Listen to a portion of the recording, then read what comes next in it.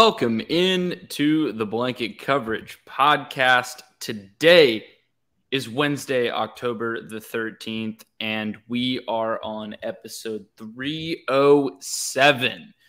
We apologize that we haven't been getting much NFL content the last couple weeks. The last couple weeks have been insane with our schedules, but you can find our college football and NFL blogs, respectively, on gtdsports.com. Today, we're going to talk about college football week 6 and what a week it was. We got a lot to talk about here. And then we will pick the upcoming slate of games for this week. I'm joined, as always, by my co-host, Jack Wallace. Jack, how we doing? We are doing pretty great. It's another beautiful week up here in Syracuse, New York, and I actually don't mean that jokingly. It's been about 70, 75 degrees today in mid-October. You could have fooled me, but it will change soon, though. It'll be rainy and 60 next week, so that bad weather is starting to come in, but it's been unusually very nice this week, the last couple weeks, actually, so happy to have a little bit of nice weather, but college football's been coming around. We had a very fun game against Wake Forest, an unfortunate loss. We'll get to that later, but lots of fun here in Syracuse. Clemson this Friday, which sure can get a lot of heads turning. Actually, 4 years ago today was when Syracuse beat Clemson in the Dome, back when Clemson was number 2 in the country, which feels kind of funny how it's really not been that long since Clemson fell apart, but it feels like forever now that I'm saying it. But happy to see some good Q's football. But we can go ahead and dive straight in to our Week 6 recap. I know we've been consistent with college football. NFL we've fallen back on. We'll get to that tomorrow, but college football, once again, winners and losers. We love going down the list, so let's start things off with our winners, as we always do. And my winner is a little similar to what I had actually a couple weeks ago, but I'm just busting it back out again because I just find it so funny how it always happens every single time that we talk about how we make fun of Notre Dame plenty, how Notre Dame always tends to blow the big games. But you know what Notre Dame always also manages to do? They always manage to beat some team in some ridiculous fashion late in the game somehow. And that was this week for Notre Dame against Virginia Tech, of all teams. Virginia Tech is a pretty solid team. Let's specify. They always manage to beat worse teams. Yeah, barely beat worse teams. And now, again, Virginia Tech is not a bad team, but they are definitely a worse team. So Virginia Tech now they're in the ACC. That tells you all you need to know this year. Yeah, they're not great. But again, Virginia Tech does deserve some respect, as well as playing in Lane Stadium is always tricky to win in Lane. But it still was not the best performance for them. Notre Dame's quarterback, which wasn't even Cone this time. It was Tyler Buckner, I think is how you pronounce it. 6 for 14, 113 yards, a touchdown, and 2 picks is your winning quarterback today, if that tells you anything. Very ugly game, but Virginia Tech was in control for actually a lot of this. There was 29-21 with 4 minutes to go, but a touchdown and a field goal by Notre Dame late in the game won it, of course, for Notre Dame because, again, they always find a way to escape. Actually, after that Virginia Tech touchdown, it was a 96% chance to win for the Hokies, but they still managed to lose at home. So disappointing that Notre Dame could not be officially knocked out. That would have been nice to see early on, but can't have that yet. So pretty typical Notre Dame moment. They always tend to pull stuff off like that.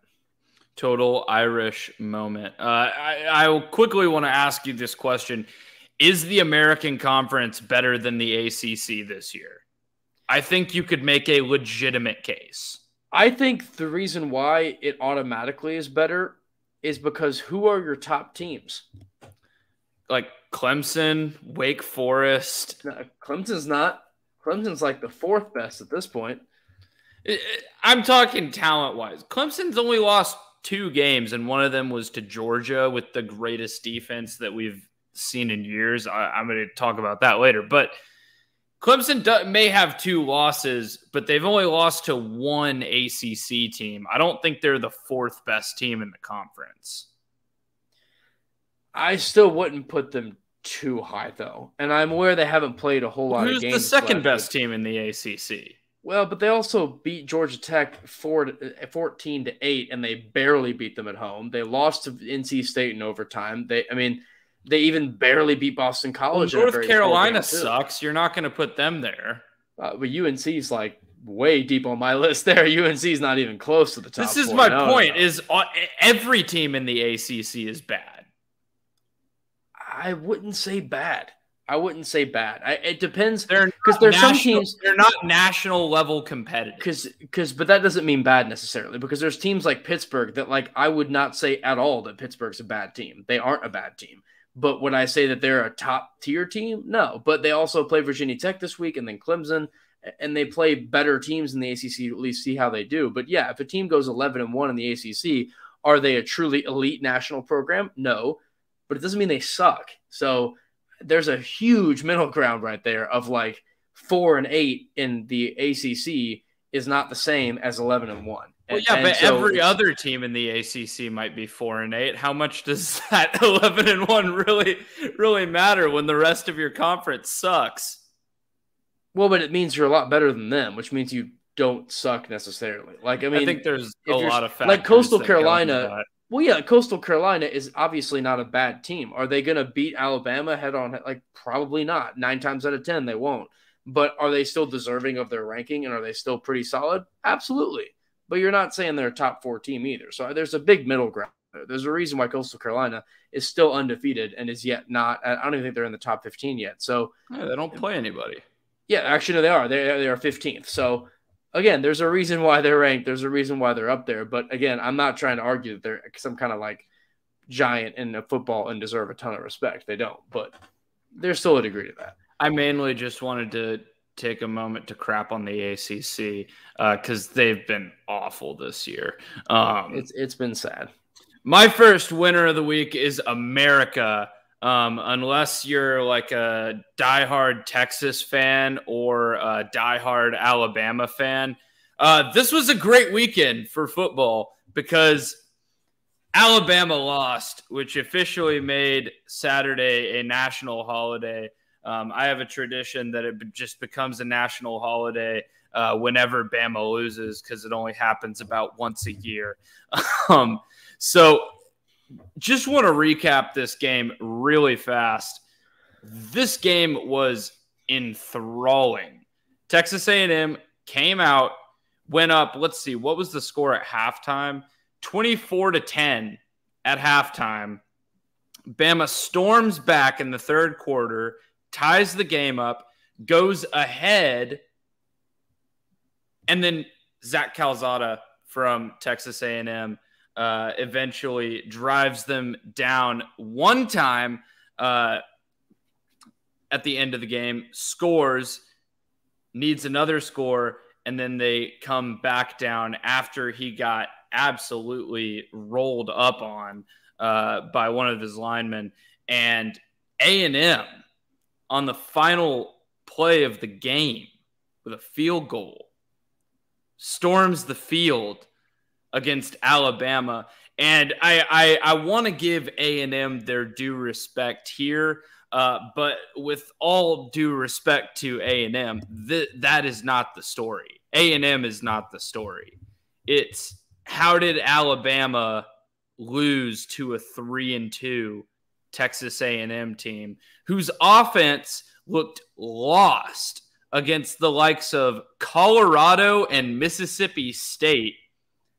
And then they somehow managed to look like a completely different team once Alabama stepped on the field. And maybe this is just a case of playing up to your opponent's standards. And we certainly had these types of expectations for A&M this year. I even told you I thought A&M would beat Bama this year before the season. No, I had since rescinded that take because A&M has been awful. Well, yeah, but the take was obviously more than just that. It was more about A&M dominating the West. Right. No, that was a smaller take as a part of a larger take, a little takeception there. But, I mean, I called it. They have the talent on the field. They have the 5 stars. They have the pro-level talent. The only question was really going to be their quarterback in this offense, replacing Kellen Mond. And it did not look good until this week. But like I said, that's not the story. The story here is Alabama losing to a 3-2 Texas A&M team. What do you think about Alabama after watching this game? I think they have some serious problems on defense. And I think for as good as Bryce Young has been, he has some limitations. And if this team turns the ball over like they did and makes mistakes offensively, their defense is not going to always bail them out like the Alabama teams of old. So what are your takeaways from this loss? It's the defense. And again, when you look at the offensive stats on this team, and yeah, Bryce Young's one interception was not exactly the best, but he still was 28 for 48. He still had 369 yards and 3 touchdowns. Robinson was still effective with 147 yards on 24 carries. And then Williams was ridiculous receiving. Jamison Williams, 10 receptions, 146 yards and 2 scores. So a lot of the stats here look pretty good. And then even the big X factor for A&M, Isaiah Spiller, didn't really do a lot. He had 17 carries for 46 he got yards. hurt in the second He did half. have a touchdown. But exactly, like that's their go-to guy for a lot of their offense. And yeah, not getting a lot of stats plus getting hurt, you would have thought at that point that Alabama would have came away with it. And yes, they did win the second half. Of course, they lost the game, but the second half was still 28-17 in favor of Alabama. But you can't have a 3-point second quarter. You can't have a 10-point first half and expect to beat a lot of teams that are even decent. And the bigger question here is, have I lost any faith in Alabama? And the answer is no, because after this, you have Mississippi State, Tennessee, LSU, New Mexico State, Arkansas, and Auburn, which isn't exactly the most cupcake schedule. I wouldn't say that. I think Tennessee's really shown a lot of promise this season. LSU is kind of degenerating. We'll get to them later. Mississippi State's not a lot. New Mexico State's nothing. But Auburn and Arkansas back-to-back, especially at Auburn, is always tricky because those games are always lots of fun. But I still think Bama's going to win the West. I still think that this loss doesn't define them, and nor do I think that it's going to impede them from much. Now, it will make it very interesting with Georgia coming up with, again, when I said earlier that'll be the SEC championship game, it still should be. And with that, it's interesting because now that means that Georgia obviously has the free loss in their pocket, basically. And if Alabama comes and storms in Atlanta and ends up beating Georgia, it really won't be a big deal, because then Georgia can just sort of shrug and say, okay, and then go in the playoffs anyway, because obviously if Georgia goes 12-0, the SEC championship game is purely just to get another trophy. So, well, I don't think this is going to deter Bama that much. I think this loss will hurt, but look at what they've done the other years. There have been a lot of seasons where Bama didn't go undefeated, and they still were able to pull out lots of really good seasons. They was losing to Ole Miss back-to-back years. And they ended up being fine. And I realize we've been talking about Bama a lot here, but there honestly weren't that many storylines from this week. We'll have a couple more big talking points, but this is the big talking point from the past weekend. My question is, what's Alabama going to do against Georgia? They weren't able to stop A&M. We know A&M has good athletes, but Georgia has the same level of athletes that Alabama has, the exact same. I don't think there is any difference in the level of talent on Georgia's team and the level of talent on Alabama's team, save for maybe the quarterback. Maybe that's I was about to say Young is definitely better at quarterback. That's a block. Yes, but you look at the Georgia defense, and the Georgia defense is playing at least a million times better than Alabama's defense. And I think Georgia, if we're just looking ahead to that SEC championship right now, what we assume it's going to be, you never know what's going to happen, but what we assume that SEC championship is going to be, I think Georgia is just going to be able to run the ball all over Alabama. And then Bama is going to have to rely on Brian Robinson, who's going to be going up against one of the historically best defenses in college football history so far this year. So, I mean, save for some injuries, save for some chaos happening, I think Georgia is going to be favored in that ball game by probably 5 to 7 points. I could see that happening too. And again, we're both assuming that Georgia and Alabama are going undefeated, I would guess, that before that game. And yeah, I think that ends up happening. I think that's very fair. I do think that Georgia's defense has been pretty obvious. I mean, this isn't really much of, I think, more of just of reality of Georgia's defense being truly at another level this season. But the question is, how good is Georgia's defense going to be against Alabama's offense? Because obviously we've seen Georgia go through some teams that haven't exactly had the best offenses in the world. Like we've seen what happened with Clemson, UAB, South Carolina, Vanderbilt, their first 4 games against pretty terrible offenses. Clemson, obviously, we didn't really see coming, but Clemson's clearly struggled very heavily, and that win against Clemson's kind of diminished in terms of how good of a win it was. But then we saw teams like Arkansas and Auburn, teams that had shown some promise on their offensive sides, and both do extremely little to nothing. And yeah, over the next 2 weeks now, I do think Georgia's going to win, but I am very intrigued to see how Kentucky and Florida play against Georgia. Now, again, I do not think they're going to get the upset, but I am interested to see how they play and at least how those offenses look, because Missouri is going to be a bloodbath. Tennessee could maybe be interesting given that it's in Neyland, just to see how their offense plays, but I'm not crazy confident. I'm not confident in that one at all. I'm not saying upset confident. I'm saying, like, will it be interesting / will Georgia's defense crack? That's more what I'm saying. I don't think it's going to shatter. I'm more just saying will it crack a bit. Against Tennessee, maybe. And this is why, if you're an Alabama fan, that you can hold out hope, because Georgia has not played many explosive offenses. That's what I'm saying. They have played, and they're going to play a lot of offenses that maybe they're explosive in the run game. You could say that about a Kentucky or a Florida. I wouldn't necessarily call Kentucky explosive, but Florida can be explosive out of the run game. The thing is, none of those teams, with the exception of Arkansas against Ole Miss for whatever reason, are really elite passing offenses. Whereas Alabama is a really elite passing offense. The only thing that scares me as a Bama fan is offensively, because they're not going to be able to run the ball, but they will be able to throw the ball, I think, is Bryce Young going to have time? Because first of all, no one's had time to throw against Georgia all season. And second of all, Bryce Young didn't really have time to throw against A&M. That was the biggest difference, is Bryce Young was having to hurry his decisions because A&M was putting pressure on him in ways that no team this season has been able to put pressure on Bama, even in the slightest.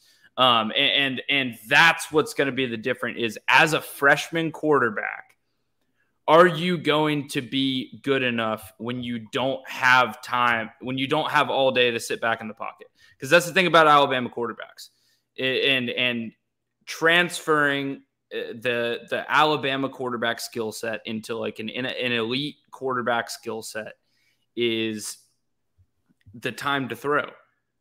Because against bad teams, against Southern Miss, hell, even against Ole Miss, you're going to have all day back there to throw. And you can let these routes develop. You can send your guys deep. You can get big plays. You can make the secondary have to cover you for 5 seconds, 4 to 5 seconds, which is a long time considering the average time to throw in the NFL is like 2.3.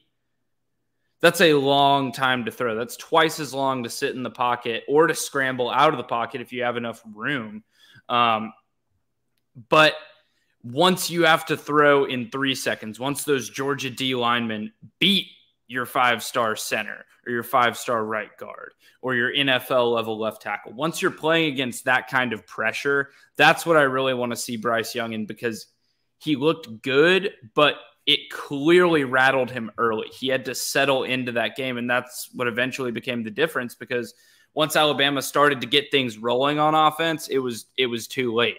And the game was too close, and the crowd was still in it at Kyle Field, an incredible crowd at Kyle Field, second largest attendance there ever. And that's really the long and short of it, is what can Bryce Young do with less time in the pocket? Can he create those plays? Can he escape pressure and escape the pocket and buy time for those explosive plays? I think that's going to be the real question, because Georgia's defense loves to be aggressive, loves to put pressure on you, and I think they could potentially be really susceptible to some of those play action plays. But even though that's the headline, we've talked about that enough for the day. I love when Bama loses. I love analyzing it. I love everything about it. I just am only, which I know is the hot take you won't like, but it's the only thing against Bama losing to me is it just means it's better for Georgia, which I always prioritize. So that's I'll take Georgia over Bama any day. I will of the week. never Any day ever. of the week. But you're also the Tennessee fan. You're the Tennessee fan. So yeah, and who's our biggest rival? Bama. That's what I'm saying. Obviously, you're going to be more against them than me, but I know you're not pro Georgia, but it's still. I'm not anti-Georgia though. I'm not incredibly anti-Georgia. I'm anti-Florida. I'm very anti-Florida. That's true. You are. That is true. But now we got to move on because we got to get to the winners and losers. We spent a good time on that, but we got to move on. And my next winner up here is the Cats. The Bearcats and the Wildcats got some big wins this weekend. And I know we touched a little bit on it, but I want to talk a little more about Kentucky because we haven't really talked a lot about Kentucky this year. And we can also kind of talk about LSU a little bit on this one because, oh boy, if they need some work cut out for them. But Kentucky looking good. They're looking real good. And I did think that they were going to beat they were going to beat LSU this weekend. I wasn't super shocked by that, but they beat them badly. 42-21, the Wildcats roll over LSU at home. And that's after beating Florida, beating South Carolina, and beating Missouri in a lot of SEC wins. Now, to be fair, a lot of these SEC wins have been very iffy. Beating Missouri by 7, beating Chattanooga by 5, beating South Carolina by 6. That's not good, but beating Florida by 7 still does mean something. And then beating LSU by 21, they are improving. But there are a lot of wins there that leave me a little worried. And that's my only thing going into this Georgia game this week. I know we've talked forever about Georgia, but I've liked Kentucky so far this season. But even after Georgia, you have Mississippi State, Tennessee, Vanderbilt, New Mexico State, and Louisville. And you can win a lot of those games. But at the end of the day, it may not matter. No, I do think Kentucky, I think at this rate they're on, that they should be able to play themselves into a New Year's Six game. I think they definitely can be that team, especially that Alabama and Georgia both are still on pace to make the playoffs. Who's the next SEC team up? And I think that is very clearly Kentucky right now. Could change, but at the halfway mark of the season, I think it's definitely them. Which, if you're Kentucky, that's fantastic. I mean, and obviously playoffs are definitely in the conversation for Kentucky. I mean, you would need to get some obviously gargantuan wins here, but it definitely is in the terms. And yeah, the Georgia game is, I think, going to determine the winner of the SEC East. Because I think with the schedule they have remaining, I think Kentucky can win a lot of those games. And I predict Georgia to win this by a very clean margin. I don't think it'll be much trouble. But I do think that if Kentucky does somehow pull off an upset here, this could be kind of nuts. Look, I would love to see it happen. I'm all for the chaos this year. We've seen crazy. If we can turn this into 2007 and replace like Missouri and Kansas with Kentucky and Iowa, like it's possible. It's very possible. I'm so down for it. The fact of the matter is that Will Levis this year has an 11-6 touchdown to interception ratio, and has not really thrown that many attempts. The only things that this Kentucky team does well are run the ball and play defense. Now, he did pass exceptionally well against LSU. I will give him that. He played very well against LSU. We're going to have a talk about LSU here in a minute. I got that coming up. We're going to have a conversation about the Tigers. A tough conversation. Sit down, son. You're in trouble. Looking at you, Coach O. But here's the thing. And I'm going to make this point here in a little bit. I'm going to pull up some specific stats. Georgia is going to crush Kentucky. The reason why I think Arkansas is better than Kentucky. Now, what does Arkansas do really well? Run the ball. What did they do very poorly against Georgia? What has every team done very poorly against Georgia? Run the ball. And your defense can only go so far when you have to throw the ball every possession. And that's going to lead to short fields against these really talented Georgia defensive backs. which is going to lead to Georgia touchdowns and field goals. And so, yes, this game might be like 24-0 or 24-3. But I don't see Kentucky even scoring 10 points in this game. I really don't. I think they'll hit 10. I don't know if they'll hit much beyond that. I think they may hit 10. And here's the thing. I'm going for the Wildcats. I want Kentucky to do well. Even as a Tennessee fan, it's good for the SEC East to get some new blood performing really well. But I just think that the schedule up to this point is not really indicative of how good Georgia is as a team. And I think the win over Florida was impressive. I was impressed with that win. But none of their other wins have been that impressive, including over LSU, because, well, we'll find out what I think of LSU here in a minute. And now we have your second winner, if you'd like to go ahead. Oh, sorry. My other point I forgot to bring up about the Cats. I just wanted to throw this one in just because we didn't talk about it yet. But when I do the Cats, I always like to have a little twofer with this. I like to put some other stuff in there. And I wanted to shout out Cincinnati. We know Cincinnati's been playing great, but I wanted to mention them because they're now number 3 in the country, their highest ranking in school history, and that comes after an annihilation of Temple. And I know Temple is not good. Temple is bad at football, but Cincinnati made them look really, really bad. 23 straight home wins for Cincinnati. Desmond Ridder is looking unbelievable this season. He was nearly perfect behind the center, which we know he's really good, but he played about as well as you could ask. Cincinnati looks like an incredibly elite team right now, 28-0, even just in the third quarter alone. Cincinnati, we talked about rolling and keep doing well. They're going to keep rolling. UCF this weekend is going to be a big game. I'm definitely watching that. That's at noon Eastern.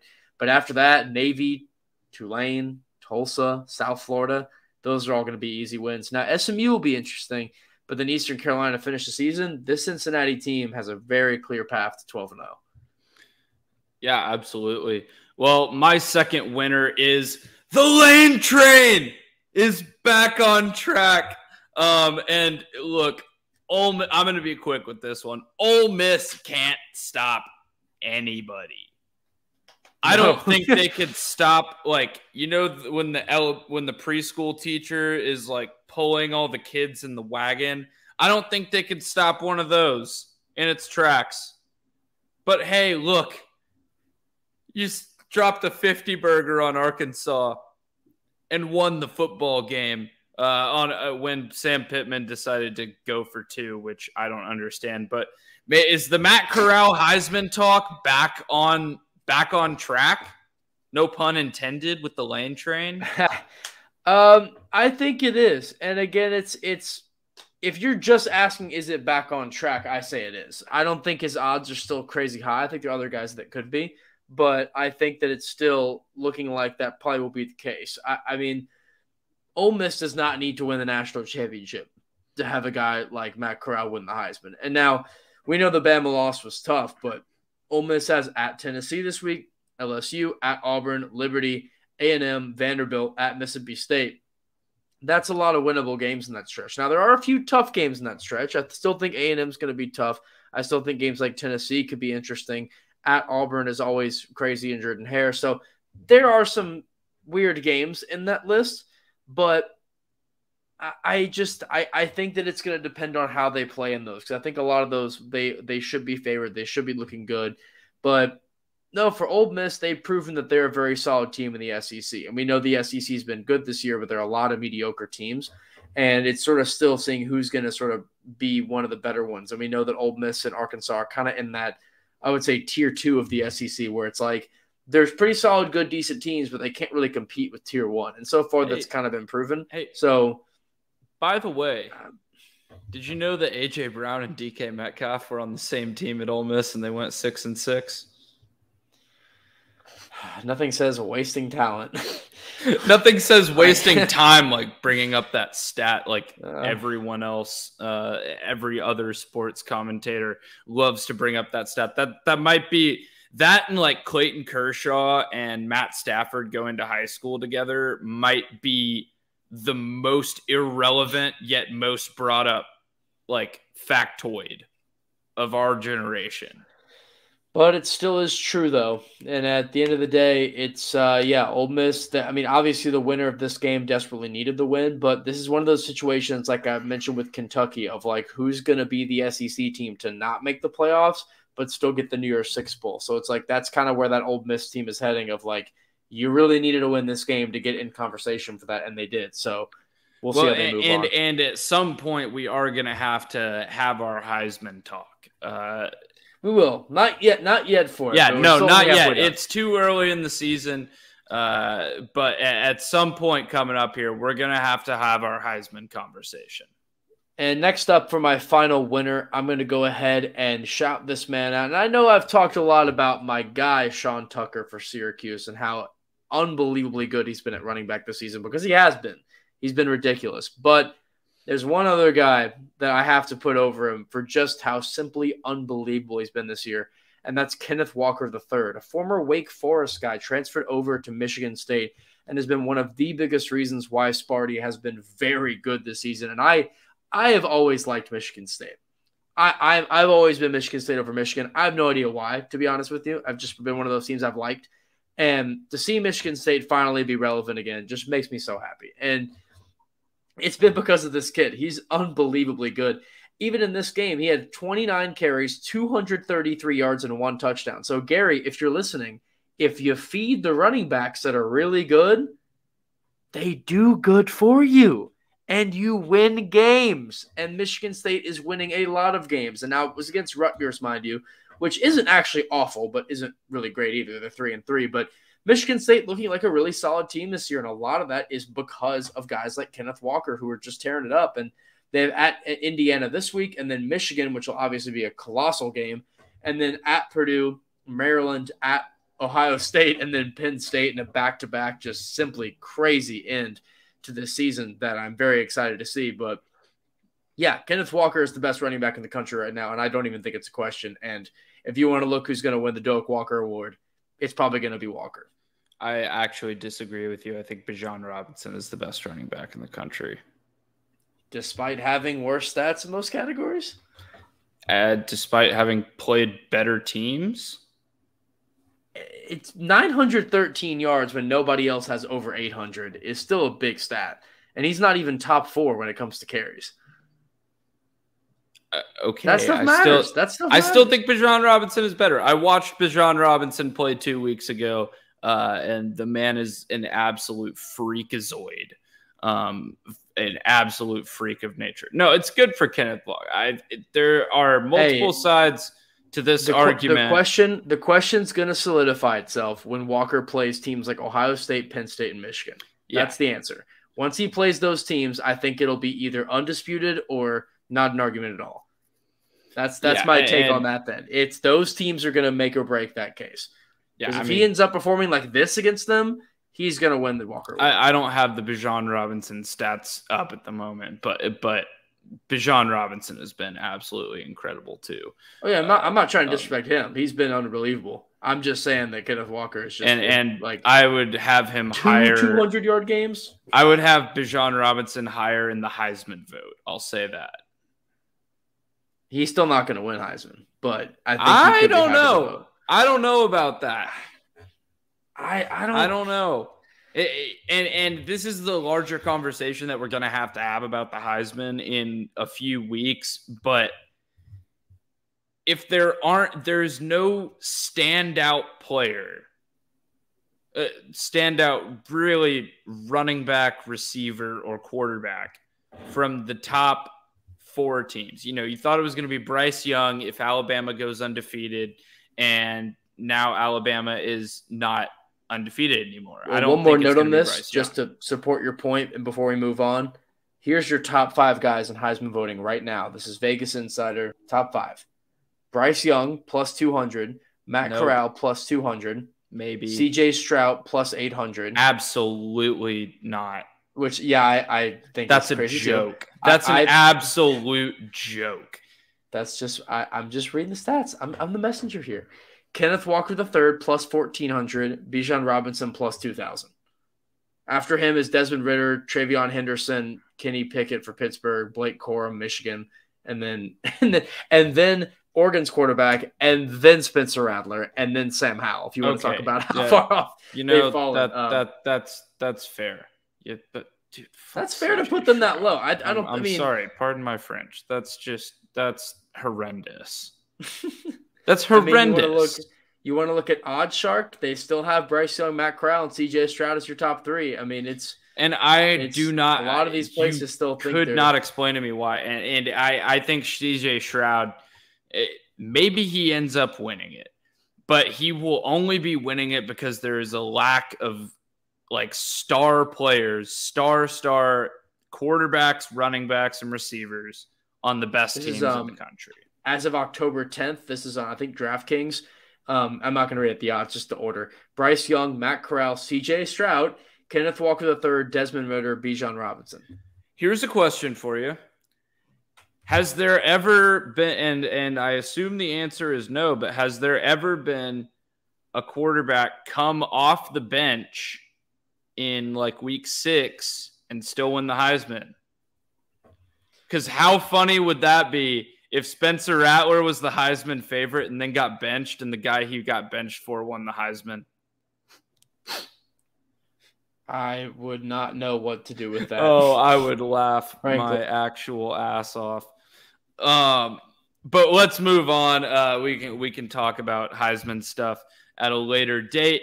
My last winner of the week is the UGA defense, because let me read you these stats. They are allowing 5.5 opponent points per game. Let that sink in for a second. That's not even a touchdown for you math wizards out there. 203 opponent yards per game. That's total. And only 66 rushing yards a game in the SEC. That is impressive.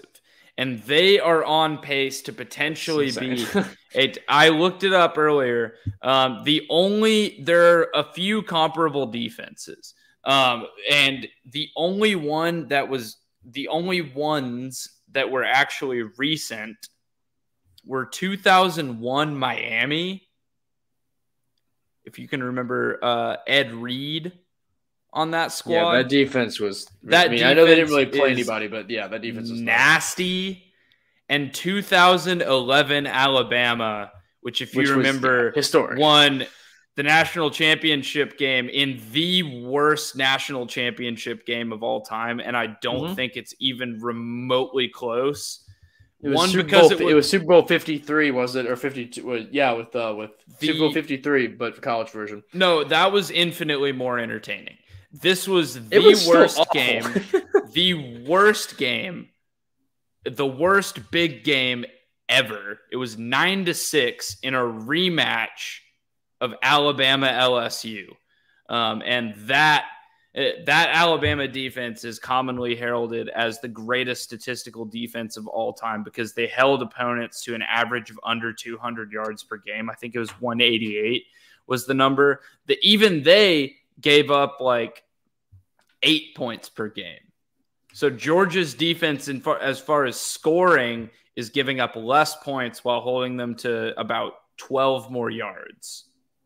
Well, and given that they play another FCS school in the season, they'll definitely have that helped out a little bit. But yeah, that's not just elite. That is like all-time great.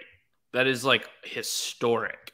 And I did want to shout out honorable mention to Big Ten football for Iowa's win. That's been it's been a recurring favorite this year, and it's paying off pretty well. It's looking real nice for the Big Ten this year. They have the most teams in the top 25 at this point out of any conference. So Big Ten football, recurring theme. It's been my winner in multiple weeks, including the first 3 weeks of the season. Big Ten football is back. Well, I wanted to move on next to a game that the losers. That was the losers. We're gonna get to the losers. We're going to the losers. And I am very excited to talk about our new favorite quarterback, Spencer Rattler. My favorite. Man, Here's the thing. Here's the thing I'm going to preface this with. I don't feel good seeing people who work their whole lives to do something like this fail, because that's not something you like to see. But I thought that about Spencer Rattler before I watched all the clips of him talking to his teammates, drawing it up with people, and seeing what kind of character he is. And then I realized, this guy's a douchebag. I don't care. And then we see what happened against Texas, which, of course, I picked Texas to win. And I was so confident about that the whole time. And they still managed to pull a Texas and choke, which did make me happy personally, but annoyed my pick lost. But it is shocking how far he has fallen in such a short amount of time. Now, I know that preseason I was high on Oklahoma. I thought they'd be great. I thought it would be all fine and dandy and they win everything. Now, to be fair, I'm not entirely wrong on that either, because they still are undefeated. They haven't looked good. I know what you're going to say. I know they haven't looked good. I know they aren't impressive. But at the end of the day, they still are winning. So there is that. They may be ugly, but at least Oklahoma hasn't pulled the Clemson and is choking the entire season away. So I'll give them that. Oklahoma is still squarely in playoff contention. Not that they're going to win anything in the playoffs, but Oklahoma is still winning games as they should be. The piece of it, though, is that Spencer Rattler was supposed to be their next big quarterback, but with what Kyler Murray did or what Baker Mayfield did, this was supposed to be, or even Jalen Hurts for his very short time there, he was supposed to be just the next guy up in the revolving door of elite Heisman-level quarterbacks. And he has flopped so hard, which, again, as the quarterback that you could probably say has the worst character or morals or whatever of any of the other quarterbacks, I'm not exactly opposed to that. But it's still really fascinating from like a football and statistical nerd version that I know we love of looking at football, of how could a player like this be so poor? And then you put in Caleb Williams, who puts on a show, who lights it up, unlocks the Oklahoma offense it literally unlocks everything about the Oklahoma offense that we've seen from Baker Mayfield and Kyler Murray. Except one note. We have to shout out Kennedy Brooks because he hasn't been talked about nearly enough from that game. Well, Kennedy Brooks 25 has been a monster for like 3 years now. But he wasn't the highlight of that game, though. He 25 carries, 217 yards, and 2 touchdowns was ridiculous. I'm simply saying that every headline under the sun was obviously Spencer Rattler getting benched for Williams and Williams going off. I'm simply saying, just want to set aside, shout out Brooks for being great. And Marvin Mims played exceptional. Oh, too. yeah. Shout out to the Oklahoma defense for living up to every expectation that we have for Oklahoma defenses and still giving up a 50 burger even in a win. How about Xavier Worthy for Texas, though? 261 yards freshman. And 2 scores on 9 catches. True freshman. Crazy day. Here's the thing. And this is going to go directly into my first loser, which Texas being back is my first loser. Insert the Sam Ellinger, we're back. That little... I made sure to put that in there. Yeah, that little shindig. We're back. Oh, Texas is so not back. But I think they're a lot closer than they've been in a while. And look, the Red River rivalry is always, and when I say always, I mean like literally probably 95% of the time, like a really good game, and both teams come out and play really, really hard for it. But look, Texas' only other loss is against Arkansas. And Arkansas is a pretty good team with a pretty good offense. I think Texas has a lot of question marks on defense, but Sark obviously has this offense humming. I thought Texas was going to lose this game because Casey Thompson couldn't throw the football.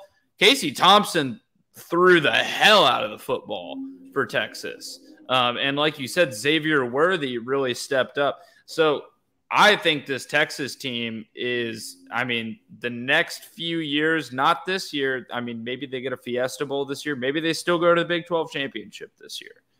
But in next year even, if they can fix the defense, if they can get someone in there competent enough to coach up these guys on the D, this is going to be a dangerous team, and Texas could be back very soon, which is very good news for the Big 12 because they'd be leaving. Yes, and at least looks a little better for the Big 12, I guess, to see somebody actually decent coming out of the conference. But to move on to my other point, we mentioned them a little bit earlier. I know we talked about them pre-show a bunch.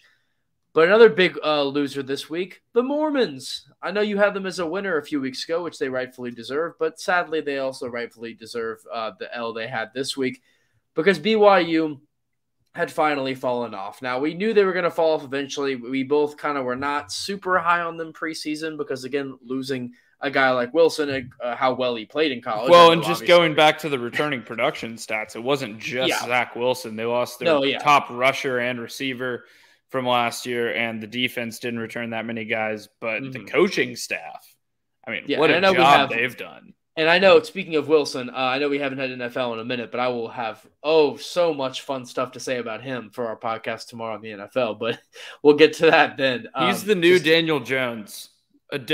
Interception addiction is addictive. He's the arm version of Daniel Jones's legs in a way, where Daniel Jones just runs everywhere and fumbles everywhere, but he just throws picks every time. So again, we'll get to that tomorrow. But yeah, Boise State came in and won this game big. Now I was super high on Boise State preseason, which is aged not very great, but they still won a good game. And Boise State still looks like a quality team. They forced 4 turnovers, which is pretty rare for this BYU team to give up. And Boise State is still looking like they can be a contender in the Mountain West. Now, they still have to get past some pretty quality teams. I mean, San Diego State's looked fantastic this year, a very quiet team out of the Mountain West. Fresno State's fallen off a little bit, but it's still got some solid guys. So, yeah, the Mountain West actually has some pretty good teams this season. Boise State proved it against a BYU team that we knew was good, but even at being number 10, I never really trusted them to make a whole lot of noise. And out of everyone that was a G5 team, I wasn't super hyped about them being great. So there's my little piece on BYU. I certainly agree with you there. That was a disappointing loss. I want to talk about James Franklin for a second, and I want to talk about Penn State, Iowa. We have not gotten the chance to talk about it. It was probably the second biggest game from the last weekend. What in the world was the Penn State backup doing? Because he was horrible. Look, I don't want to just trash the kid, but that offense was doing all right, not great, but all right against an elite. And I truly mean this. I think Iowa's defense is elite. Their offense, I've got a lot of questions about, but Penn State was able to move the ball decently well. They were able to keep the ball long enough to wear Iowa's defense down a little bit, and they were completely in position to win this game. I don't think Iowa has nearly the juice they needed to come back in that game if Sean Clifford doesn't get hurt and they have to put in to Sean Robeson, who sucked. And when I say he was terrible, the better team? Missing Penn State with Sean Clifford. Yeah, Penn State with Sean Clifford is the better team. And it's going to be a damn shame when Ohio State beats them. I mean, fingers crossed they beat Ohio State, but in the shoe, it's going to be a damn shame when Ohio State inevitably beats them, and then we don't get the rematch with Iowa that we all deserve, because Penn State didn't deserve to lose that game. And I want to give Iowa credit. I want to give Iowa credit because Iowa played their asses off in that second half. And the offense, to be able to struggle the entire game against a really, really good Penn State defense and still come back to win that game in Kinnick Stadium, and credit to the fans, because the fans in Kinnick Stadium, that was like an all-time atmosphere. Oh, yeah. As good as A&M last weekend. Which it should have been. I mean, it's a game where it needs to be. And I love the color coordination of the black and yellow back and forth. I don't know how they do it. It's unbelievable. And underrated aspect of this game, all-time uniform game. Oh, yeah. The Iowa black and gold versus the Penn State all white. Oh my God. It's just, I love it. I love it. I turned on the TV and I was like, oh yes. Oh yeah. This is it. And let me mention about this game, though, because I know I asked you a few minutes ago, like, who's the better team here, Penn State? And here's the nightmare scenario, just to tell you already, which I'm not speaking this into existence. I swear I'm not. But watch Ohio State win out, beat Penn State, play Iowa, who plays nobody after this game. They have an easy schedule riding into the Big Ten championship game, and then beats Iowa in some stupid comeback game, and then Ohio State goes back to the playoffs. Watch it happen. Well, that's the most likely scenario at this point. I pray for that not to happen. Here's the thing. It would be fun. It would be entertaining. Kind of like not the same sentiment, but kind of like when Notre Dame goes to the playoff and we're like, oh, maybe they could compete a little bit with an Alabama or with, a Georgia or with an Ohio State. And then they just get smacked up in the first round. That's what's going to happen to Iowa if they make the playoff. This is not a playoff caliber team. It's a fun team. It would be fun for them to make the playoffs, but this is not a playoff caliber team. They would get smacked around in the playoffs. Like, and I think they would get smacked around by Oklahoma with Caleb Williams. Them at number 2, it's like they deserve it. Like, they totally deserve it based on their accomplishments. No, I know. I'm just saying, but as once the number 2 team. No, I know what you're saying. But once you get on the field, once you line up 11 on 11. Iowa is going to get smacked around by any team that makes the playoff. And now moving on, I wanted to mention, speaking of getting smacked around, I wanted to state this because I thought you'd enjoy this, but I actually have a betting nugget here for my final loser. I know I usually don't have a lot of betting stuff, but I have a betting thing this time. And this one is on, and this didn't happen every single time. But betting the under this week was notoriously terrible. And I only point that out because the under in SEC, we usually talk a lot about SEC defense, which normally is true. But here's the thing. SEC Big teams 10 play this too. weekend. That's true as well. Alabama A&M, 79 points, over by 28 points. UGA Auburn, 44, which is actually under by 2, so barely an under. Arkansas Ole Miss, obviously that was over by 36 with 103 total. LSU Kentucky was 63 points, which is over by 12 points. Vanderbilt Florida was 42, which is actually under by 18 points. It just goes to show you how much more Florida should have beaten them by. Now, it was still a shutout, which also I think slightly diminishes Georgia's shutout because it proved that it's also Vanderbilt. A shutout's not extremely impressive. And then South Carolina, Tennessee, 65 points, over by 8. So congrats for the Vols there too. Which thank you again for making me pick Tennessee on there. Remember I said last week, I said I'm not going to lose faith again. That was right. It's South Carolina. I should know South Carolina's not good at the whole football thing. And then lastly with UNT Missouri, which 83 points, over by 14. So yeah, pretty much most every time was the over hit. Again, Georgia and Florida both managed to hit the under, but this wasn't too shocking again because Georgia has only allowed 2 touchdowns in 6 games. Not really shocking. And Florida played Vanderbilt. Yeah, and again, the Vanderbilt game, it don't matter very much. Ole Miss, Vanderbilt Arkansas, team unders. Vanderbilt team unders against any SEC team, that should be an elite pick every time. The Ole Miss Arkansas game was actually the 3rd highest scoring game in their long rivalry, and it was the highest scoring non-overtime game between the two. Alabama A&M breaking the scoreboard pretty obviously. They've actually combined for over 70 in their last 4 meetings in a row. But this is their highest output since when Alabama won 49-42, which is that crazy 2013 game. That was the first A&M Bama game when they both were in the SEC, which seems like forever ago. LSU and Kentucky, they've met every year from 1952 to 2002, and they've met only 4 times since 2007. But despite that, 07 was the last time the score was this high. And the last time it was 63 total points exactly was actually the Bluegrass Miracle game, which if you haven't watched that, go watch it, which is a 73-yard score to end the game for LSU to win. Not much for North Texas, Missouri, but then South Carolina, Tennessee, just to have a fun fact about this.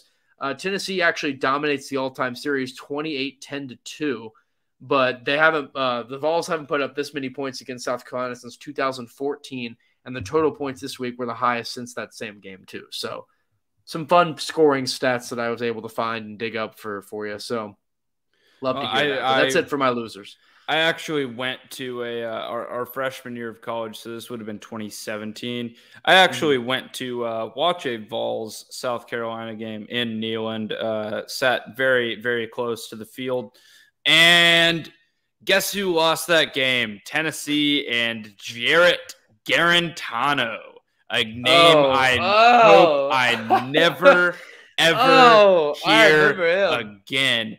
That is just that I should have given out a trigger warning before saying Jarrett Garantano's name, because that gives me flashbacks, to say the least. That was a bad era. That was the Butch Jones era. The Butch Jones era at Tennessee. We can forget that. Just a nugget on that. I was doing some research on team defense today, and guess who has by far the worst team defense in the country? It's not even close. 548 yards given up per game. Oh, my God. Arkansas State, coached by none other than Butch Jones. Who would have thought? But that's it for my losers. So, just one more thing about Butch Jones. Yeah. He went from collecting a bag at Tennessee to getting Nick Saban coffee every morning and being his little bitch boy, to having yet again a terrible, terrible team at Arkansas State in Jonesboro, Arkansas. That's just agony. I've driven past Jonesboro, Arkansas. There is nothing in Jonesboro, Arkansas, including a football team. There is no football team in Jonesboro, Arkansas. Ironically named Jonesboro. Butch Jonesboro has been just egregious, and you love to see it as a Tennessee fan. But what I really want to talk about is the new Butch Jones. Not the new Butch Jones. I wouldn't call him the new Butch Jones. I only make this reference because I think he's a glorified gym teacher who can recruit really well. And without Joe Brady, he is absolutely terrible. Coach O, pretty accurate. Coach O, what's going on? They win a national championship with one of the most talented teams of it was a perfect storm time. And I didn't make this up, but I'm not saying I don't agree with it. I saw a GIF of Ed Orgeron slowly transforming, melting into Gene Chizik. And I think that's the perfect metaphor here. And here's the one part Coach O is Gene Chizik. So they lost to Auburn at home. They lost to Kentucky on the road. Who do they have next? Hosting number 20 Florida, at number 13 Ole Miss, at number 5 Alabama, hosting number 17 Arkansas. Then they have an easy game against ULM, and then they have to play A&M to finish season number 21. Florida's going to be a choke-a-thon. That's going to be who can lose the game first. That's true. It always is. Remember last year, Marco Wilson with the shoe. Who can choke the game first? But it's mind-blowing to me. They have 6 games left, and 5 of the 6 are against ranked teams. They might not make a bowl this year. They won't make a bowl this year. They're not beating 3 out of 5. No way. And I think they got a can. They got a can, Coach O. They need to beat 2 out of 5. But they just handed him a fat extension. So I'm really not sure what you do about that. They're not beating 2 out of 5. They got to get rid of Coach O. Because you're going to lose to Bama. You're going to lose. I think you're going to lose to Ole Miss on the road. You're going to lose to Bama on the road. Florida's the sort of the choke game. Who can blow that? I don't think they'll blow to Arkansas. And even A&M's also last game of the season. That game's always crazy, as we know. But I just and I'll say this: it's less than ideal to have to replace your coach when USC also wants to replace their coach. But if you want to make a bowl game next year, you got to get rid of Coach O. This offense is an absolute abomination, and the defense is much better. Despite having talent, much like Texas. Despite having the talent, not great. Let's now move on to our other games to highlight. There are just a few more games, a little bit of a pairing of them that I wanted to talk about before we went on to our Agony Olympics. And that is Georgia Tech getting a solid win against Duke. Love to see Tech get a win. I told you to trust me when Georgia Tech plays Duke. I said, what did I say? That Georgia Tech's not good, but we're not Duke bad. And at the end of the day, I almost was wrong. Georgia Tech very, very barely won that, but Tech did pull it out. A really good fourth quarter, actually. Tech is now 3-3, and Duke also is 3-3. After that, TCU actually had a pretty good game up against Texas Tech on the road. Now, we know Texas Tech's defense is always bad, but it's really bad this year, like shockingly bad this year. And we ended up doing pretty good. And, hey, look at that. When we use our running backs, we do pretty well. Miller and Evans both had over 100 yards rushing, and we won pretty easily. So good for the Frogs to get a win that we desperately needed. So hooray, we beat Texas Tech. Get the West Texas saddle back at Fort Worth. And I just want to say this. Do you think Zach Evans was tired after that game? I wonder if he was.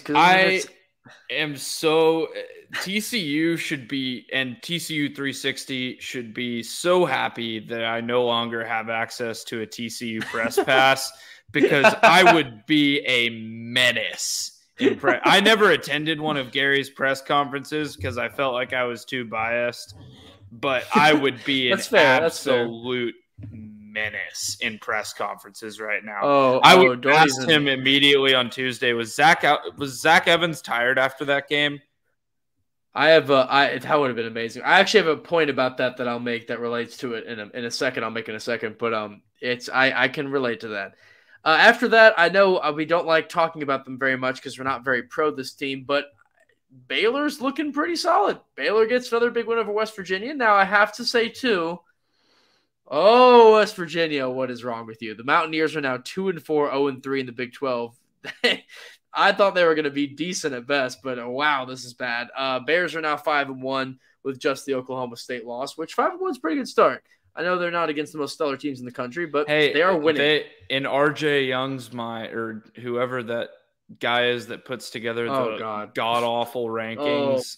No, it's hey, that's a good loss. That's a solid loss to Oklahoma State. He has Coastal Carolina against Alabama.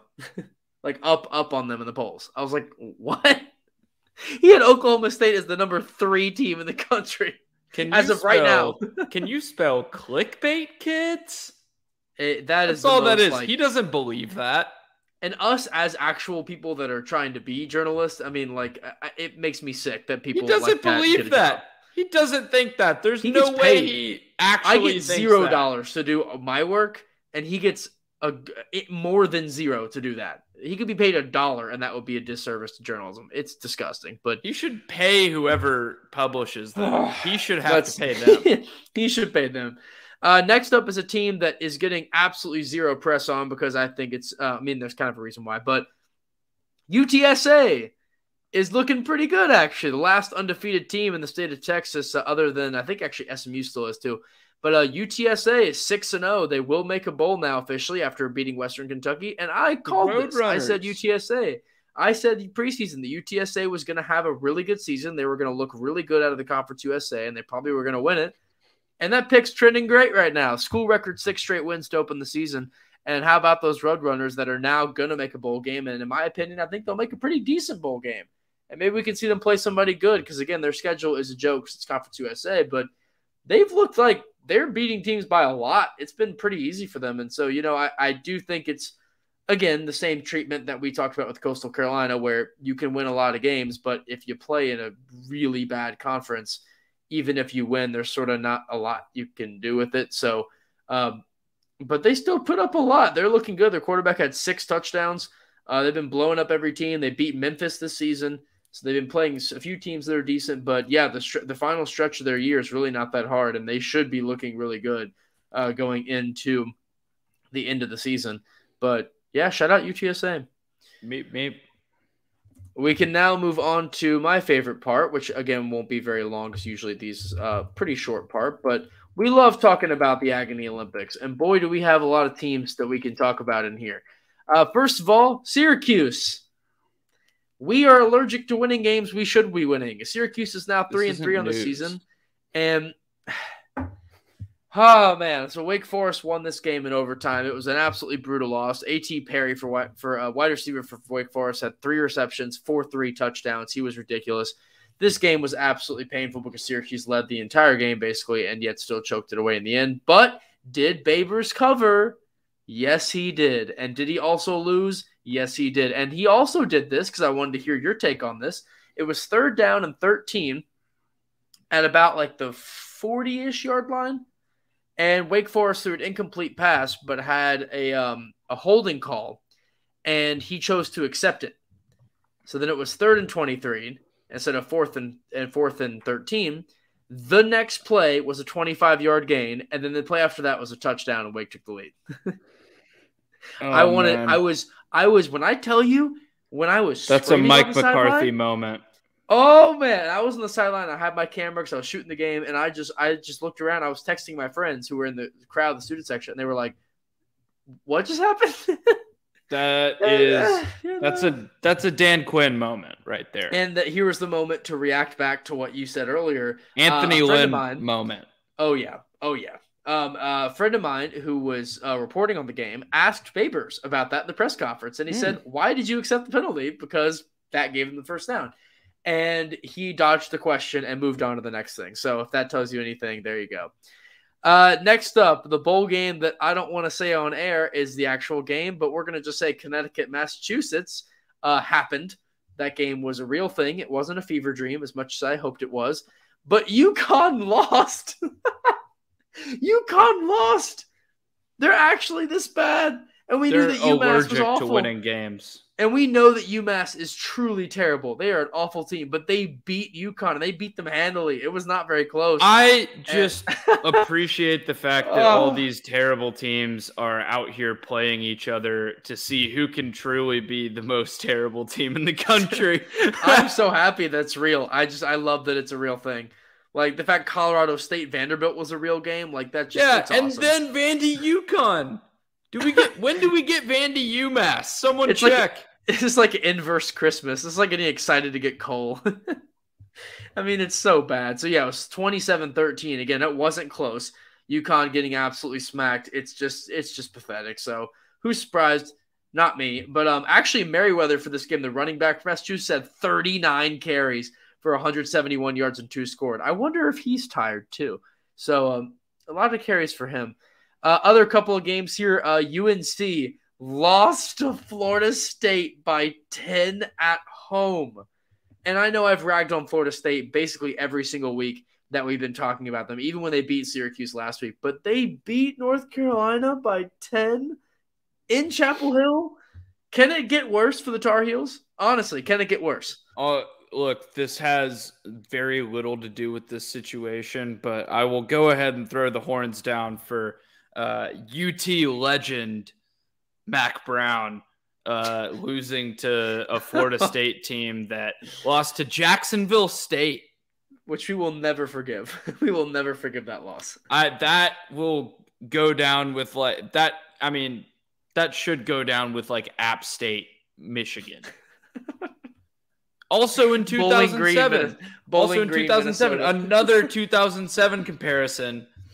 Except, I mean, Florida State is awful. They're a truly god-awful team. Jordan Travis did look really good in this game. I have to give him credit. At this point, anyone could look good against North Carolina. They suck. True. That's true. They are really pathetic. This was a hard game to watch. And now, if you had told me by 6 games in that Duke, Georgia Tech, and North Carolina would all have the same record, I wouldn't know what to tell you. But shockingly, that is a true stat. So pretty amazing there. Last couple things. Speaking of a team that is wildly disappointing this season, USC lost again by 16 this time. Slovis actually looked fantastic in this game, 400 yards and 2 scores. But Utah still finds a way to win. USC falls. This game was in LA too. God, you want to talk about Agony Olympics with North Carolina and USC, 2 teams that were super hyped up that I even hyped up preseason. And, oh, God, this has been a just dreadful year for USC. I can't wait. I get they're getting a new coach and they're figuring out their program. I get that's going on right now. I can't wait for Keaton Slovis to transfer to Georgia and win the Heisman. That would make me sick, but I can't see that happening. Or but Oregon. You know who needs a quarterback? Oregon.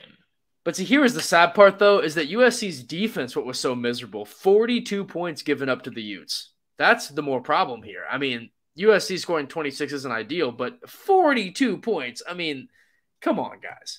That's just terrible. I mean, you got to think, where is Keaton Slovis going to transfer to next year? That's my only takeaway from this game.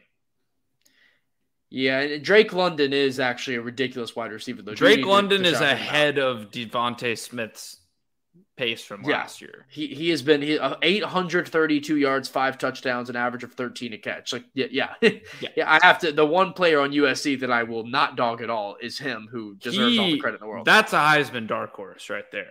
If you're going to throw out how good your team is and go to how good your stats are, that's your pick. And last guy that's a big-time loser up here, Illinois, who I know we've made so much fun of, but Brett Bielema loses again. Illinois is 2-5, and they lost to a terrible Wisconsin team, 24-0. If you get blanked against a team led by Graham Mertz, you should just relegate yourself. Go to the MAC. Might still be. Is Graham Mertz still playing? I didn't watch this game. He had 10 for 19 for 100 yards and a pick. And he won. Yeah. And he won by 24. He's still undefeated. He's still undefeated against unranked teams. Don't forget that. How? I don't know how. And I think he might have covered the spread every single time somehow. The spread was 12 and they covered, by twice, 24. They still covered. But just to go over, let's move on. Let's go over some undefeateds. At 6-0, we've got Georgia, Iowa, OU, Michigan, Michigan State, Oklahoma State, Coastal Carolina, Kentucky, Wake Forest, SMU, and the Roadrunners of UTSA. And then at 5-0, we've got Cincinnati and San Diego State. Odds to make the playoff. These are only teams that are over 10%. We've got Georgia sitting at 91%. They're a near lock. If they win out the rest of the regular season, they can probably lose the SEC championship and still make it.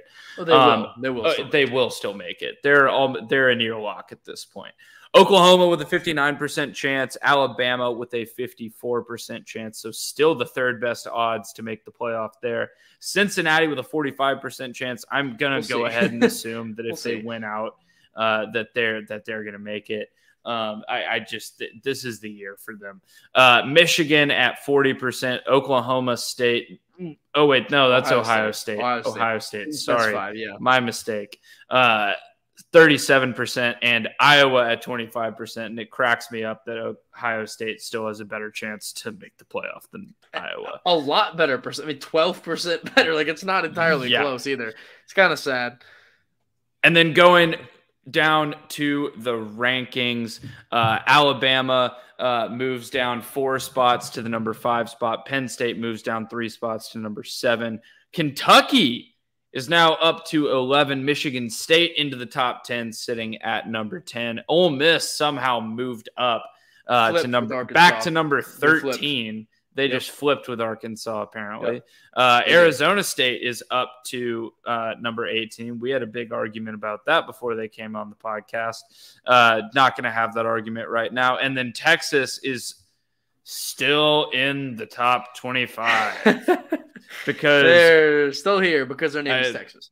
Because it has to be Texas or Auburn. There are no other options. I do have to say it is pretty either surprising. Texas or Auburn has to be in the playoff at all times. After this sort of craziness of in and out teams, only one team dropped out, and that was Auburn this week. And then A&M obviously moved in. So Auburn, Clemson, Baylor, UTSA, and Mississippi State are your teams leading and receiving votes. Interesting. UTSA, if UTSA keeps winning, they should be ranked. Just out of the principle of ranking the undefeated team. Not like top 10, but like they deserve a spot if they keep winning. At least in my opinion. Only undefeated team that's not ranked right now. And again, I see why. But we can move on to our picks now. We can go ahead and go through that. And starting off for this week, and again, we'll make these pretty quick, but starting off for this week is, again, the slate's not particularly great. We have UCF against Cincinnati. The big question is can UCF deliver the upset? But the answer to me is no, because they're not playing in the bounce house. If they were playing in Orlando, maybe I could see an upset here, but they're not. They're playing in Ohio, and because of that, I think Cincinnati's going to roll with this one. I got Cincinnati too. I usually, and I really, really thought about rolling with Agent of Chaos, Gus Malzahn, to just create as much chaos as possible. But UCF is not very chaotic this year, and I've got Cincinnati winning this one pretty handily. Against the Gus Malzahn offense, I'm taking Cincinnati's defense. Next up, we have Michigan State against Indiana. Again, you can see the picks have not been particularly great this week, but I'm going to be rolling with Michigan State again. I think Indiana still, with Michael Penix and how that whole offensive situation has been pretty bad. I don't think there's anybody on Indiana that can stop what Kenneth Walker's been doing, and I think that Michigan State's going to keep on rolling. It is in Indiana, but I think an upset chance is pretty slim here. No, absolutely not. Michigan State's going to win this game by 20 points.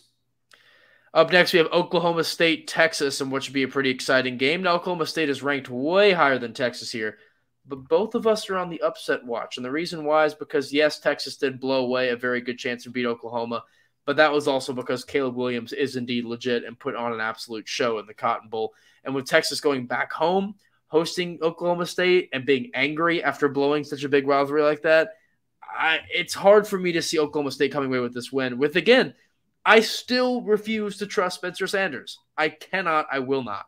Yeah, I feel bad for the Pokes this weekend because they made their way all the way up to what are they now? Number 12? Which is they made their way all the way up to number 12 just to get beat down in DKR by Texas. Hey, they're number 3 according to RJ Young. Don't forget that. They are going to get slaughtered this weekend. They don't have nearly the offense. And I say this as someone that has zero faith in Texas's defense, but I have even less faith somehow in Oklahoma State's offense led by Spencer Sanders, king of the checkdown. This one's going to get ugly. And if Texas isn't favored by 14 points, they should be. Yeah, again, I don't understand why they're number 12 considering they barely beat Missouri State. They barely beat Tulsa. They beat Boise State by 1, who's 3-3 now. They beat Kansas State somewhat handily, but K-State's really not that good. And then they beat Baylor decently, but Baylor only was ranked because they beat an overrated Iowa State team. So there's not really a ton about Oklahoma State that's really super impressive. Now, they have improved most every week, so I'll give them that, but I just can't see them winning this game. Next up, we have Auburn versus Arkansas in a game that is, who doesn't love all of these fun SEC West matchups? I don't see how anyone can look at games like this and not be just giddy about them because I love some great SEC matchups that the West usually tends to bring. And Auburn-Arkansas is going to be a lot of fun. And in this one, I'm still going to be going with Arkansas here. They impressed me a lot with their offense against Ole Miss. Now, I know that Ole Miss's defense can't stop anything. I know. But I think that Arkansas still can put on a show here. I think they are going to be – they are the favorite team here. It is in Arkansas. Again, this is one of those games where if it was in Jordan-Hare, I may be thinking otherwise. But I've just liked what they've had to bring this season. I think they've been pretty impressive. And Auburn hasn't done a ton to really impress me. They didn't really do anything against Georgia. They barely beat LSU, who we know is not very good.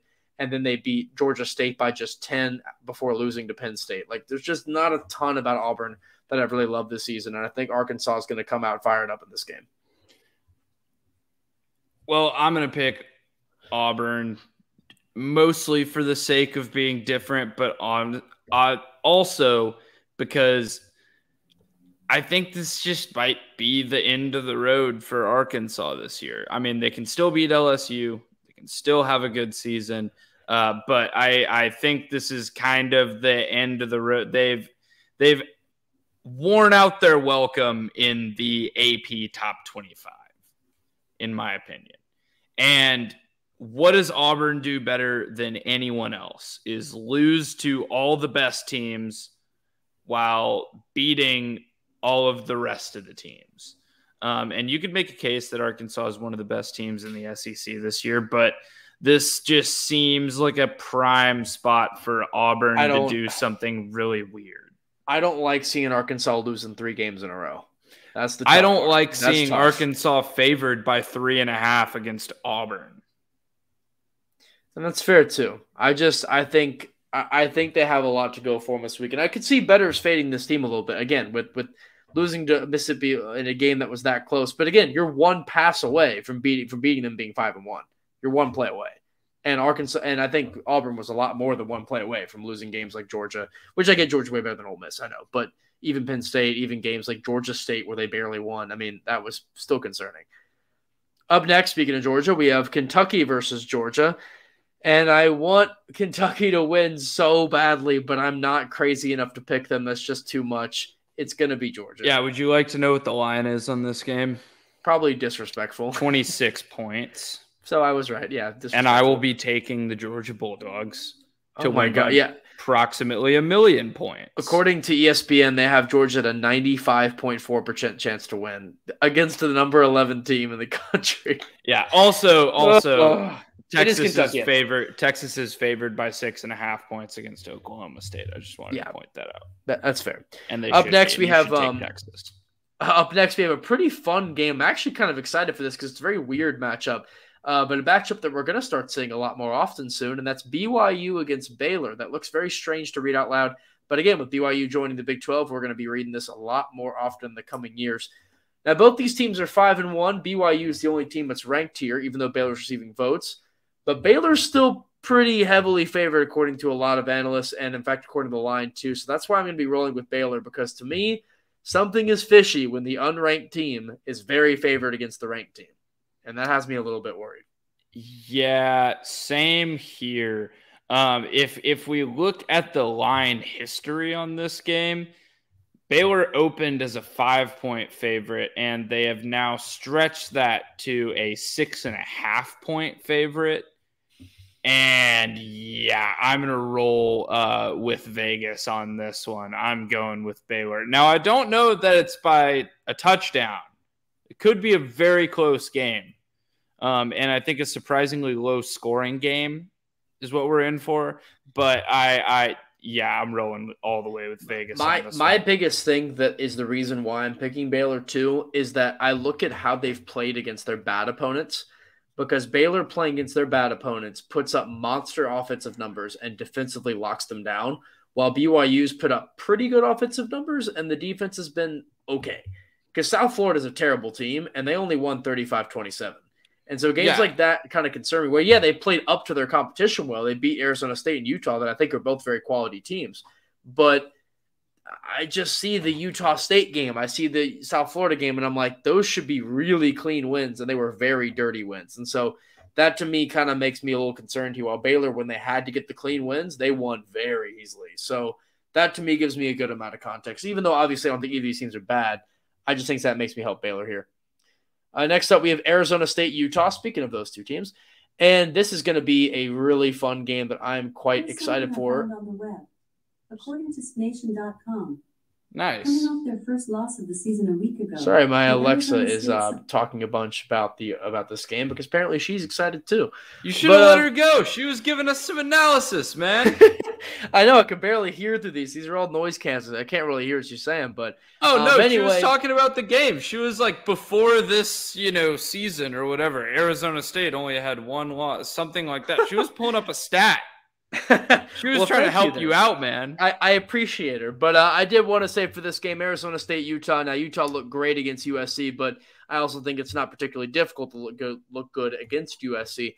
So I'm going to be rolling with Arizona State on this one. I think they're the much better team, and I think they've proven that over this season.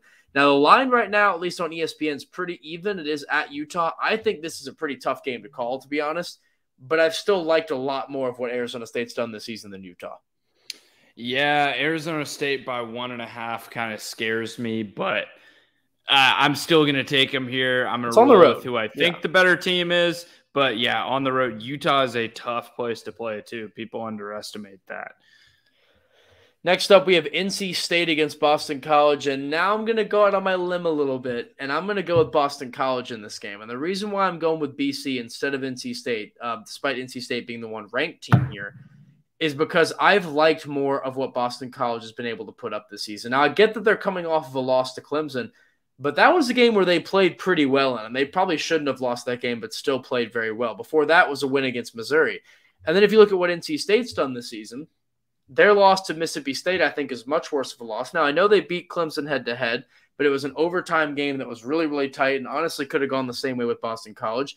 They then barely beat Louisiana Tech last week while allowing a lot of points, and that concerned me. I know they won that game, but again, it's what I'm talking about. How do you play against poor competition?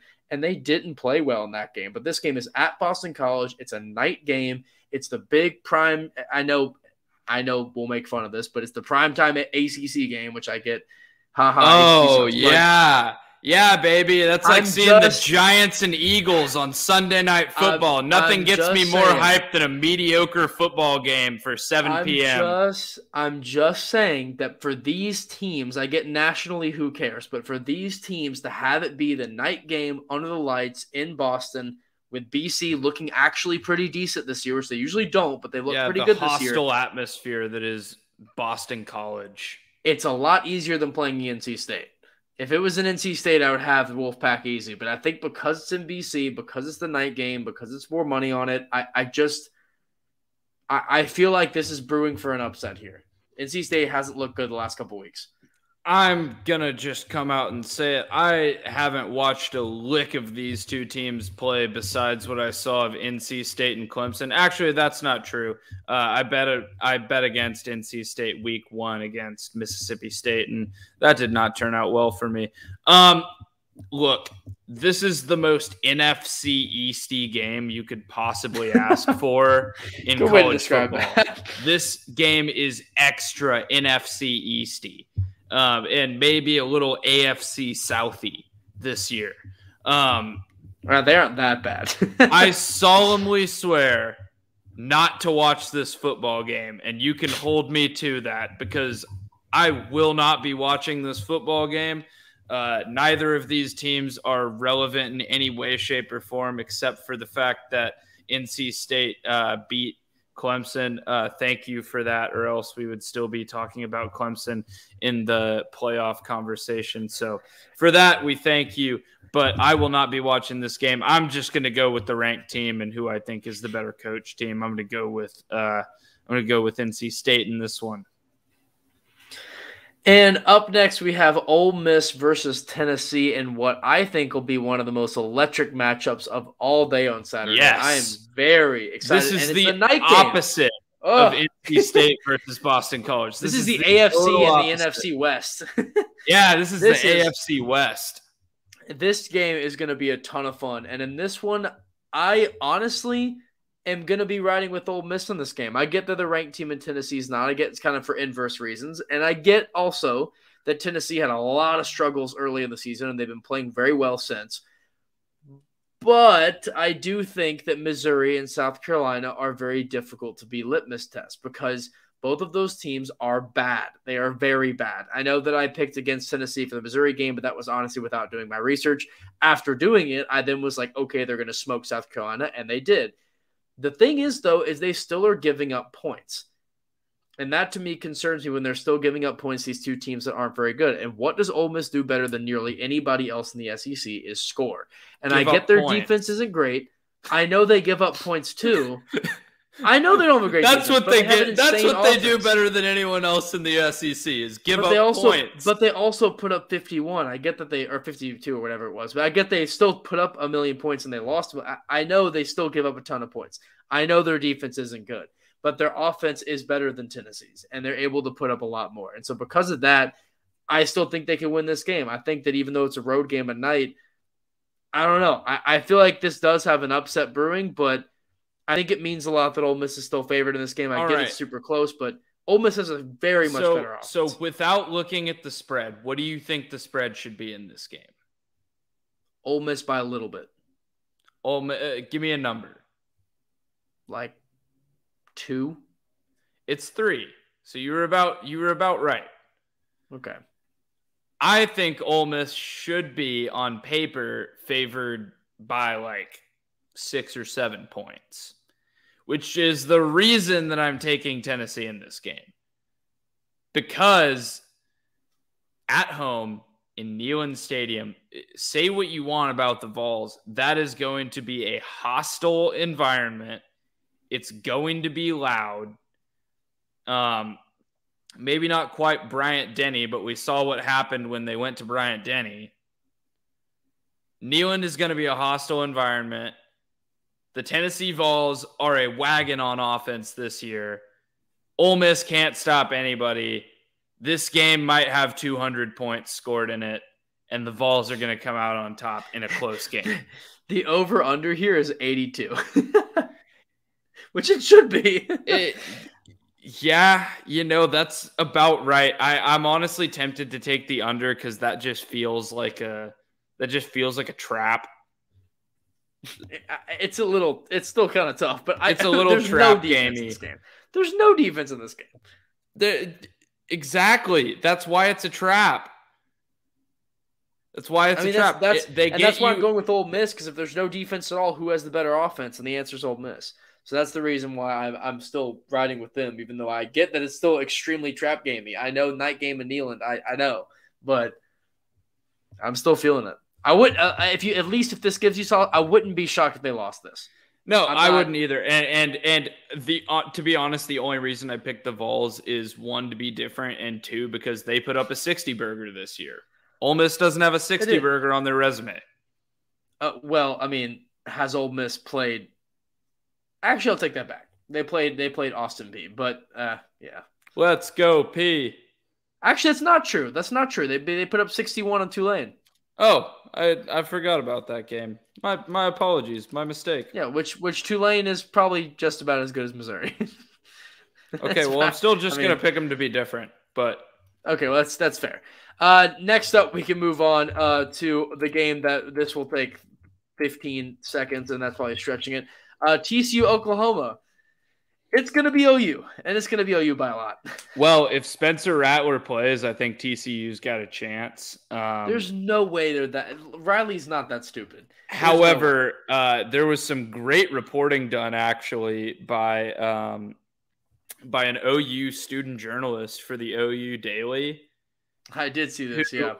Camped out in a public building with binoculars to watch OU's practice, and reported that in that practice, Caleb Williams would be the starter this week. He was taking the first team reps, the majority of the first team reps. And what did Riley do again? And then Lincoln Riley canceled his entire team's media availability for the rest of the week until after Saturday's game. Because God forbid that you have to answer any questions whatsoever. God forbid journalists do their jobs. Yeah, God forbid journalists do their jobs, and God forbid you have to actually answer questions about your football team. But yeah, I'm going with OU here. They're going to win this ball game. And lastly, let's end up Friday night. You will be there in attendance. Yeah, Syracuse, Dino Babers versus the Fighting Dabo Sweeneys and the Clemson Tigers. I'm going with Clemson here, but I need to look at the spread. I need to look at the spread first, but it's 13.5. I'm taking Syracuse on the spread, but I'm taking Clemson on the money line.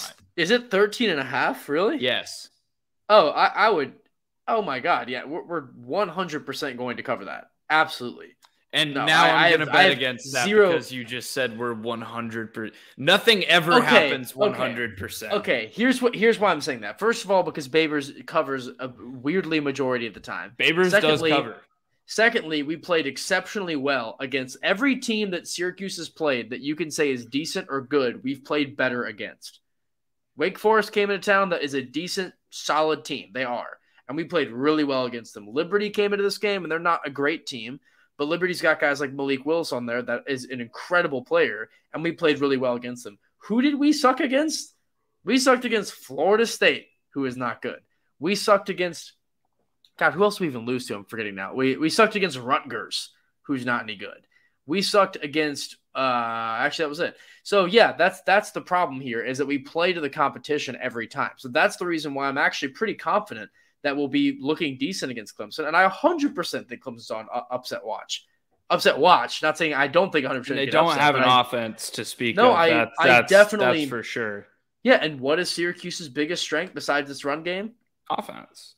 No, the defense. I don't know. I haven't watched the Syracuse game this year. Well, that makes sense. So Syracuse's defense has been a really solid unit this season, and again, their rushing offense is great. The biggest weakness of Syracuse is the fact we don't have a consistent quarterback who can put up good numbers through the air. We do not have that at all. If we have to go by the air attack, we are not going to win the game. So. I'll probably watch my first Syracuse football game this week. They're actually a fun team to watch being in a lot of these games because we run the ball a lot. We have a fun offense. It's enjoyable to watch them play. It's just frustrating losing games like this. If this game is not one play away from beating Wake Forest. If this game is not fun, I'm going to boycott the ACC. That's very fair. But the Wake Forest game was an incredible game. The ACC has been, for the most part, unfun this year. I'm just going to say, of all my picks I've picked today, this one I'm definitely putting in the non-confident category. I'm not super confident Clemson's going to win this game. I'm really not. I hear you. And if that's all for you, Jack, that is all for me. Thank you for listening to the Blanket Coverage Podcast. We will have an NBA preview coming somewhat soon because we do have the National Basketball Association starting up soon. Not even remotely sure what we're going to do with our programming yet once basketball season starts, but we will have an NBA preview. I do love to discuss the NBA. Jack is our resident college basketball expert, and we both love the NBA. I am, as my bio says on the GTD website, a resident bedroom NBA GM, meaning I love making fake trades and criticizing roster decisions and figuring out how teams work well in a basketball court.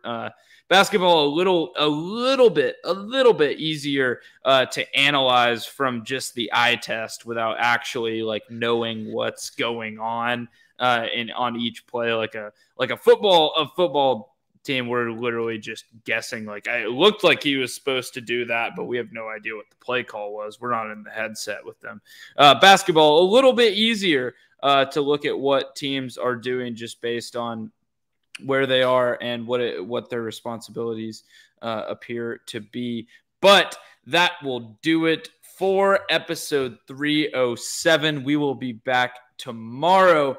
Fingers crossed that it works out. We will be back tomorrow with our NFL coverage, getting you prepped for a huge week 6 of the NFL. There's a lot of interesting storylines there as well. So for now, I am Noah Parker. And I'm Jack Wallace. Peace out, y'all.